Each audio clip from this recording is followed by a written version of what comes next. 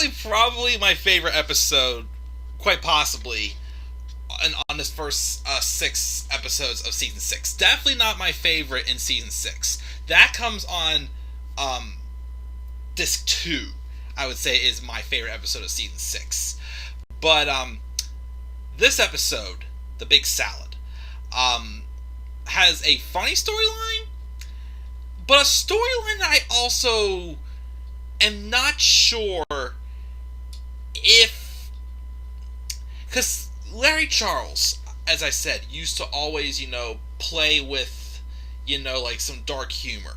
And he mentioned this line about, like, how, like, Seinfeld could take something and you tilt it 10 degrees one way, it's sad and tragic. But if you tilt it 10 degrees the other way, it's funny and hilarious. I'm not quite sure if there's one specific storyline in this episode quite accomplished that. I didn't quite find it humorous.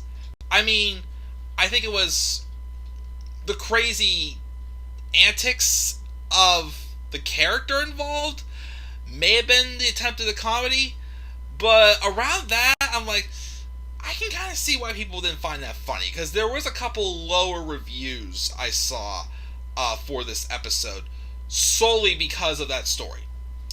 But other than that, like, the other stories that were involved in this were actually quite funny.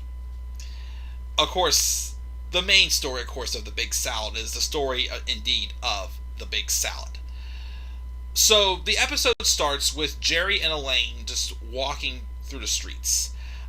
Elaine had to buy Mr. Pitts some specific mechanical pencil that she wasn't finding in any store she went to. They get to this one store, and the guy who works there obviously was attracted to Elaine. The way he was talking to her and eyeing her up, and Elaine obviously felt very uncomfortable. So Elaine obviously did not want to really, purchase it from this store, but she really had nowhere else to go. So the guy said he will order one for her, and he'll call her when it comes in. Elaine, obviously knowing the guy wanted more than just a call her to let her know that, the pencil was in, he wanted a date with her. So she gave him Jerry's phone number, in which Jerry was startled, why would you do that? And of course, Elaine basically said, obviously made it obvious why she did so. After they left and they were walking out, they ran into George and his girlfriend Julie. And George asked him if he wants to go out for lunch.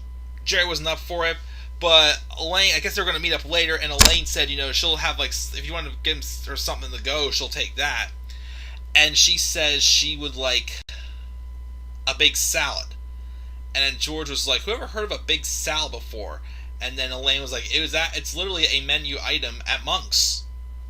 So they go, and George and Julie go and get their salad and go get their lunch, and then the waitress hands Julie the big salad to go.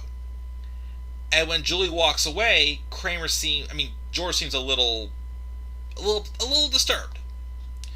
So they go back to Jerry's apartment where Elaine's there, and Julie gives Elaine the big salad. Elaine thanks Julie, and George again seems a little taken back by it. And of course, when she leaves, George mentions, did you see what happened here?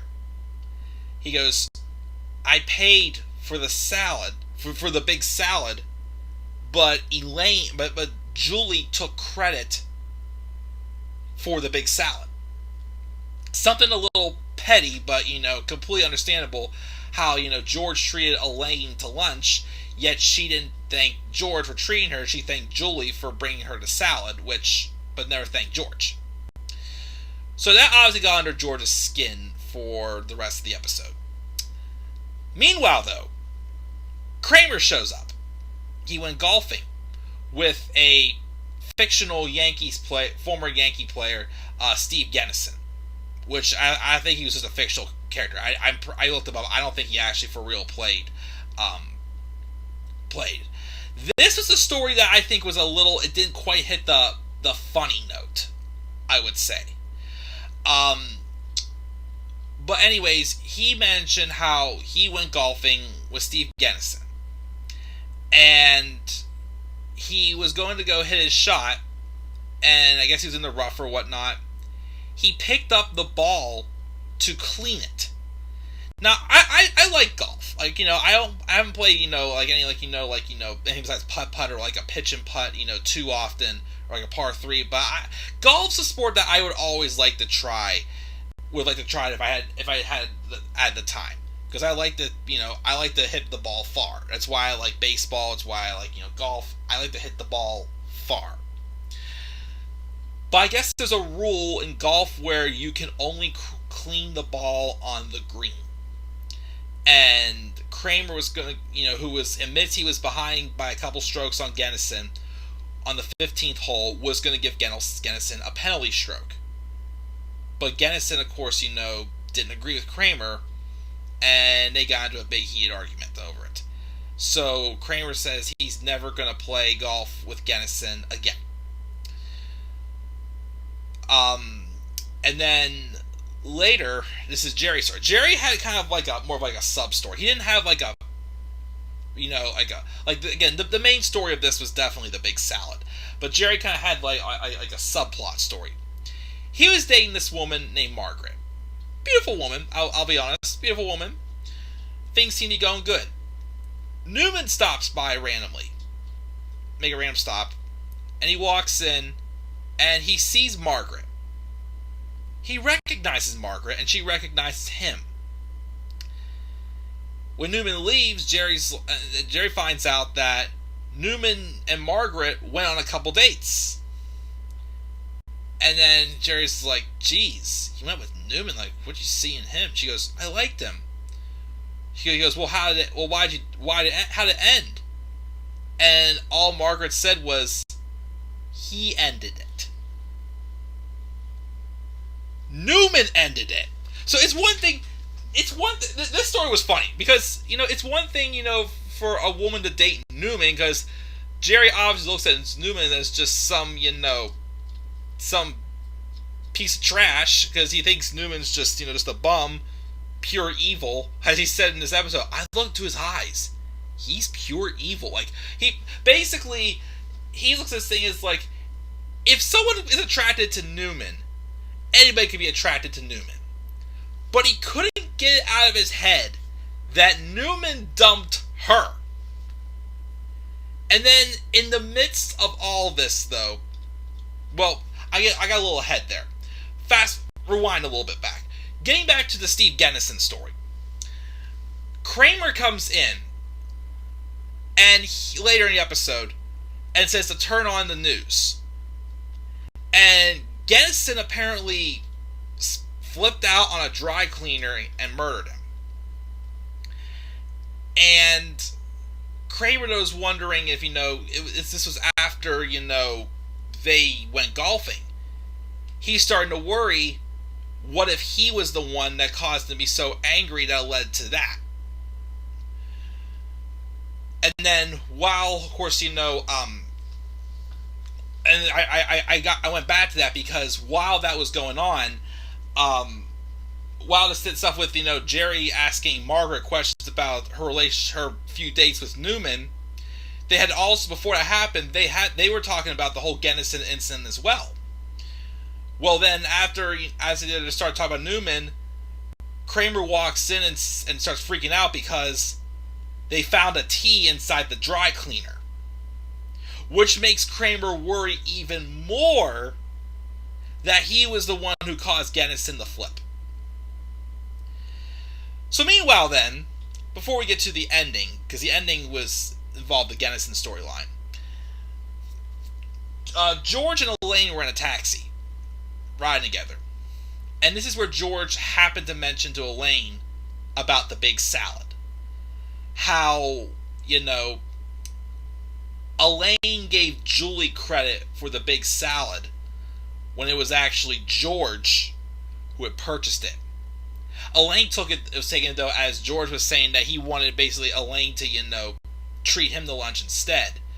But at the big salad was so much like, no, it's not the case. He just basically saying he wanted credit for the salad, which led to an argument between the two of them. Jerry, meanwhile, well, when that happened, Elaine ran into Julie at one point in the episode. She said something to Julie, and Julie basically confronted George about it, and that was the end to, I think, their relationship. And it was a shame because it was strange. It was one of the only times, like the characters seemed to actually like the person that one of them was going out with. Because, you know how, petty, they all were, they always seemed to find something they didn't like about them. But Elaine really seemed to like Julie. I saw the connection between the two of them. Of course, that didn't make George happy, that Julie confronted George about it, which of course leads to the last scene. I'll get to that. Jerry, meanwhile, he goes to confront Newman. Since Newman left Margaret, Jerry wants to know why Newman dumped Margaret. All he said was she wasn't my type, and basically, Newman wasn't into her anymore. Newman didn't really find her attractive anymore. So again, Jerry's just obsessed in his mind, like, not only did she date Newman, he dumped her. And he just kept thinking of Newman as, like, like the low end. And, like, if Newman can't find this woman attractive, how could anyone find this woman attractive? And he couldn't get it out of her head, which is what led to, Margaret just throwing Jerry out onto the street and dumping him. Which is a shame. In the last scene, we have we have Jerry and Elaine and George at the apartment. Well, George busts into the apartment and basically tells Elaine that he's not treating her to lunch anymore because he's upset with, her telling Julie about what George said about the big salad. And then George goes, if it was a regular salad, I wouldn't have said anything. But you had to have the big salad. Which, since that's a wrap of that story, and no, really one more thing to say of the episode, that incident actually came in real life with Larry David and I think it was the one editor, Janet. Her name's Janet. Janet Ashikaga. Janet Ashikaga, who was working with her editing an episode when he wanted to go get some lunch that he wanted him to eat, and she said she'll take a big salad. Which again, he was just like, how is this supposed to tell them a big salad? Like, it's literally a menu item, the big salad. So I think he took I think it was Carol Leifer with him.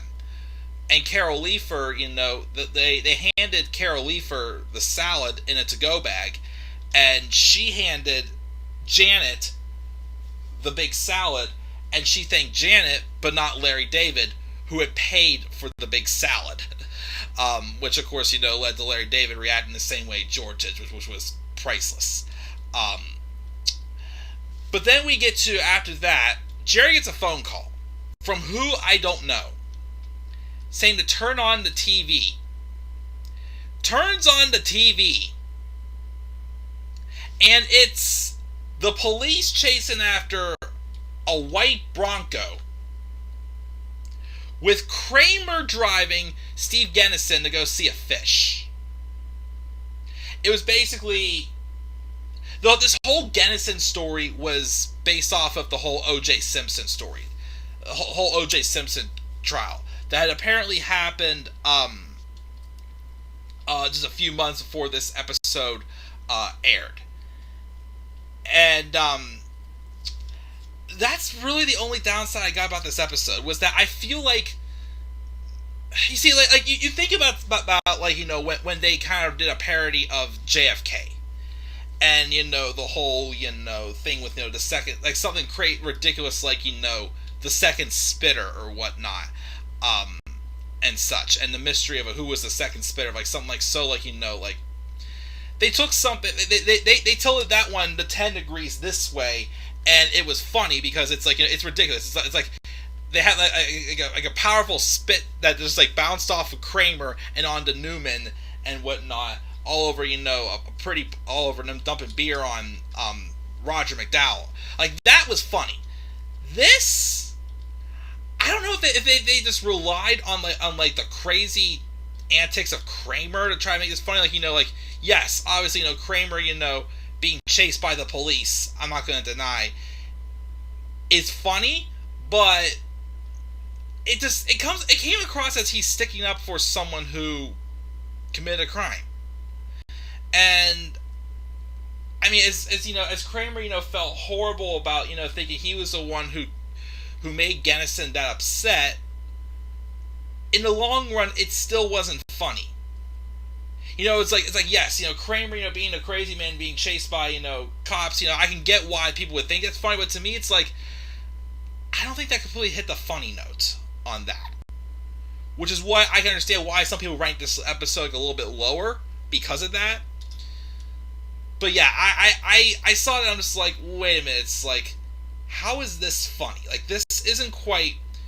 You're basically like rewriting a criminal act in a comedy, but you're tilting it the wrong way.